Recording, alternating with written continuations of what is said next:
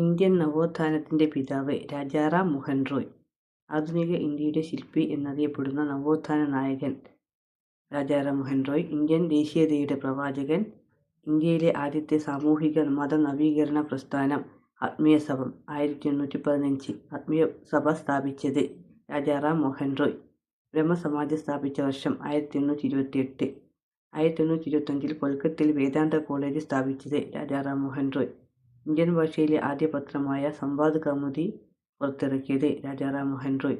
സംവാദ് കൗമുദി പുറത്തിറക്കിയ വർഷം 1821. ബംഗാളി ഭാഷയിൽ. രാജാറാം മോഹൻ റോയ്ക്ക് രാജ എന്ന ബഹുമതി നൽകിയത് അക്ബർ രണ്ടാമൻ. 1830 ഔദ്യോഗികമായി ഇംഗ്ലണ്ട് സന്ദർശിച്ച ആദ്യ ഇന്ത്യക്കാരൻ രാജാറാം മോഹൻ റോയ്.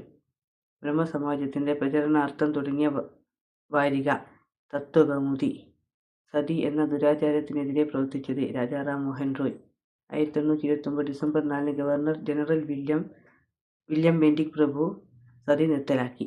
ഉത്തരായൻ അസോസിയേഷന്റെ നേതൃത്വത്തിൽ ആംഗ്ലോ ഹിന്ദു സ്കൂൾ സ്ഥാപിച്ചത് രാജാറാം മോഹൻ റോയ്. 1822 ഇന്ത്യയിലെ ആദ്യത്തെ മിഷനറി സ്കൂൾ സ്ഥാപിച്ചത് രാജാറാം മോഹൻ റോയ്. 1830 ബ്രഹ്മസമാജം, ആദി ബ്രഹ്മസമാജം, ഭാരതീയ ബ്രഹ്മസമാജം എന്നിങ്ങനെ രണ്ടായി പിളർന്നത്.